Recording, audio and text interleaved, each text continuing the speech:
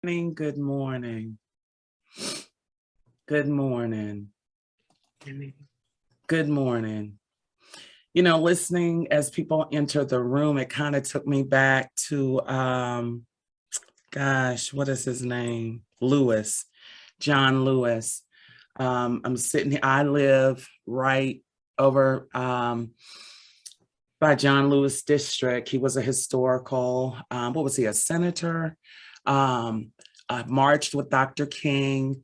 He was seen around Atlanta. He's a homeboy. So I live 5 minutes, 7 minutes from Ebenezer Baptist Church, where Dr. King and his dad and all the historical church. Nonetheless, John Lewis marched with Dr. King in the Richard Pettis Bridge in Alabama is commemorated every year because it's still a part of my history as Black history and how we overcame in many ways. But when you all were coming in and people were saying, I'm tired, I feel good. It takes me back to John Lewis's Good Trouble. This is good tired, right? Right? Because when it comes to the body of work that you all will create, right? And I'm saying create because brain spotting is about experiential, neuro-experiential, and embodiment, right? So your client get all of you, stuff that you don't even know is in the room. You share that with your clients when you're using brain spotting. And so I'm a little excited today. In the facilitators meeting, I had a moment and I'm open. For those of you who don't know, I'm open. And it reminded me when my mom was driving me to college at Claflin College, which is now Claflin University. And I saw this white stuff on a field. I was 17 years old and I said to my mom, what is that? She says, cotton. I said, cotton? She pulled the car over. And I got out of the car, curious, always been curious.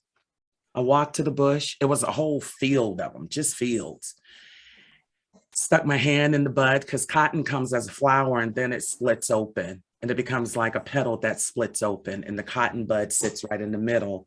And then that cotton, there are seeds, little seedlings, almost like I'm seeing seeds, but I can't name the fruit. Anyway, it has seeds in it and it's thistles. The whole bush is thistles.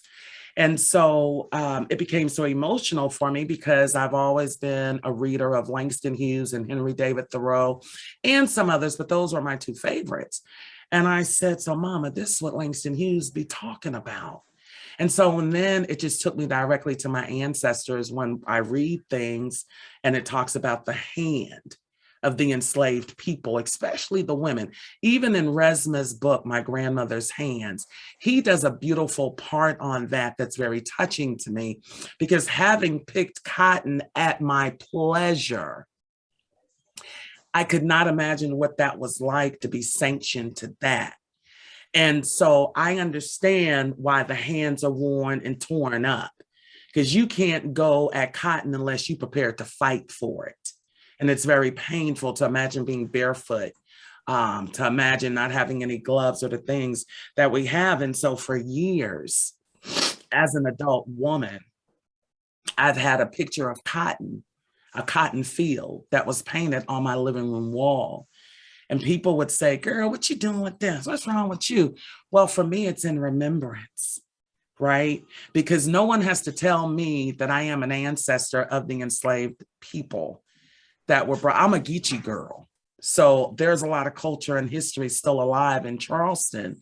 And so when I would walk out my bedroom and come through the house, the first picture I would see would be that cotton. But there was something synonymous about that for me because it became a mirror of who I am and whence I came.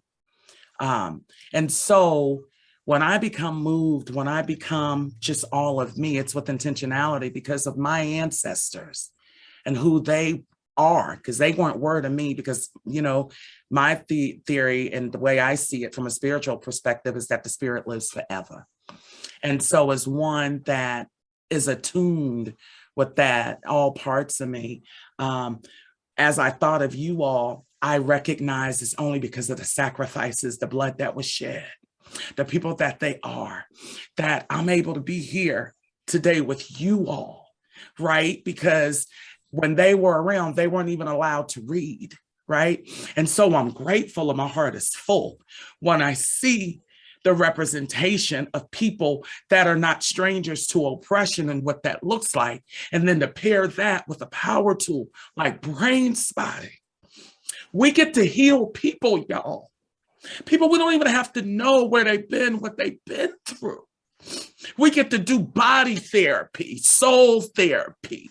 You understand? That neurobiology connects us with folks, right? And if I can't tell you nothing else, empty yourself out so your attunement can be on point, because it ain't always about us.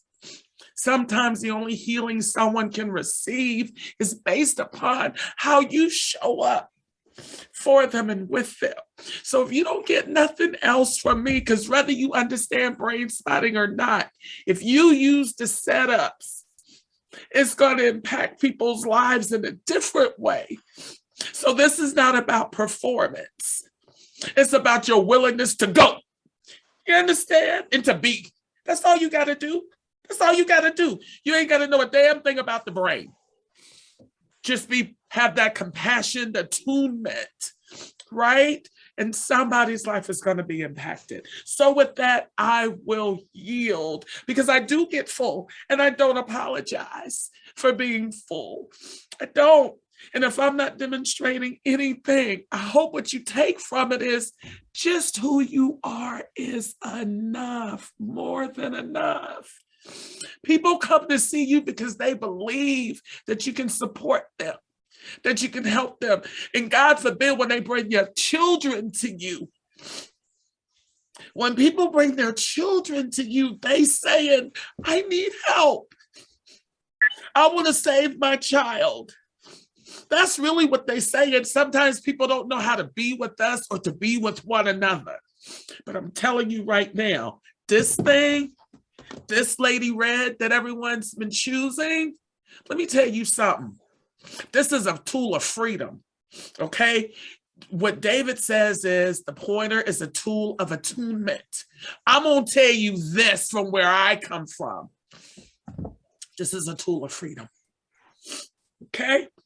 Because we get to go places we don't even know, the client don't know, but we know that liberation is happening. So with that, I will yield. Good morning.